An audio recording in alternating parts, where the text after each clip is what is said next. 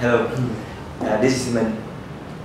So can you tell me a little bit your studying background? I went to school in the US. I got my bachelor's in business and management. Then I pursued another degrees in MBA. I got an MBA degree from LaSalle University in Philadelphia. Yeah, in America. In America. Yeah. So, and as I know that you work in media field, and it's a little bit trend from your major when you get a degree in master. And what do you think about the qualification and the skill you need? I think it's the careers of working in media industry and working for television stations. I think the career chose me. I didn't choose the career. It's kind of a sudden change for me for my life. I graduated from school in the state with a business degree. I never thought I'm gonna work for a TV station. Yeah. But then at that time, like I said before in the conference, I couldn't find a good job in finance industry, so I tried something else, something different. And I think it's my nature. I have the skills, I have the look and the voice and the English skills that the TV station is looking for. So I think although I didn't study media or journalism, but I study business and finance, and now I'm working for a business and finance channel. Yeah. And all the knowledge and skill is still applicable because it's all the knowledge that I have to accumulate over 4 years of study. Now I'm talking to CEO, business leaders, or economic expert. All of that knowledge I have studied back in school is now applied to what I'm doing right now. So although you think it's strange for me to pursue a career in media industry and journalism industry, but I think for some level it's still applied because I studied business and finance, and now I'm working in the business TV stations, and all of the programs and all of the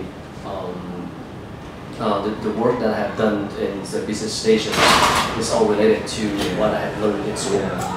Okay, so based on your response, and I think English is the most important part with the job. And can you show my student how to learn English effectively? Especially today, most of students they learn English, but they always scared that their level of English is not good. It's not enough to start with the level. I think the most important factors in learning English is to practice with the native speakers. And for me, I think communications and the speaking and listening is more important than writing nowadays. You have to make impression first when you talk to your business partners or you talk to your guests in English. So I think speaking and listening, you have to practice more. And the only way is to practice and practice with a native speaker. I mean, practice with American English people. In Vietnam, you can go to English club, or you talk to your teachers at your school, the language school. You always have the native speakers who teach you at school. So you try to talk to them, try to have as many conversations as possible with the native speakers. And the easy way to go home, and we have so many TV channels right now, so you can listen to CNN or CNBC or any English channel right there, so you can learn and practice just listening skills. And for the speaking skill, you have to practice with the native speakers. So the more you practice, the better you get with the English skills. That's the only way. There are some students in our college, when they start to study English, their level is too low and they don't have enough knowledge. And as I know that if we want to practice English or speak English, we need to have some more basic knowledge about English, how to speak in English. But some students, they are so quick and they don't know how to start to learn English. Just imagine when the first time you study English and tell them that what you have done to improve or to start learning English. It was very hard and difficult for the student to get started when you have very low Low skills level, of English. So like I said before, the only way is to practice and overcome your fear, because a lot of people, when they have low skill of English, they are afraid of talking in front of people.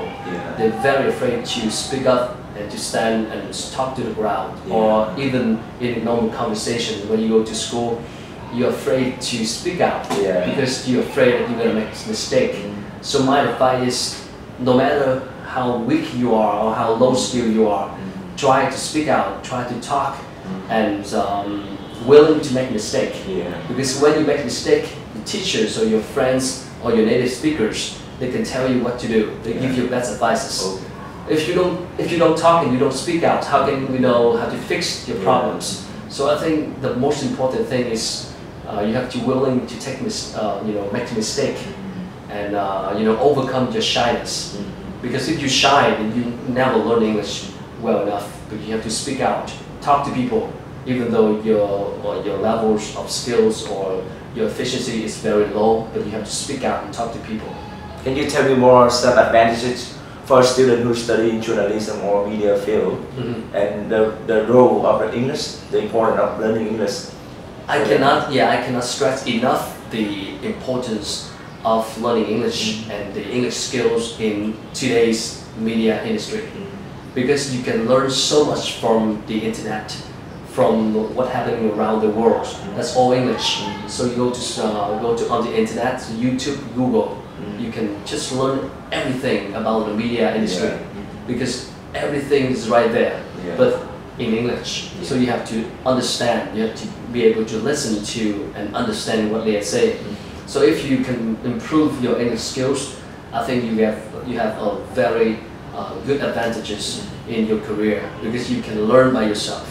And between two students, one is who is good at skill, but they're not good at English, and the other they have good at English and their skill just like an average. And which one do you choose? Of course, I'm gonna choose the one with the better English skills, because like I said before, the one with better English skill, they can learn by themselves.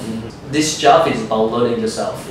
So if you have a better English skill, you can learn from international TV programs.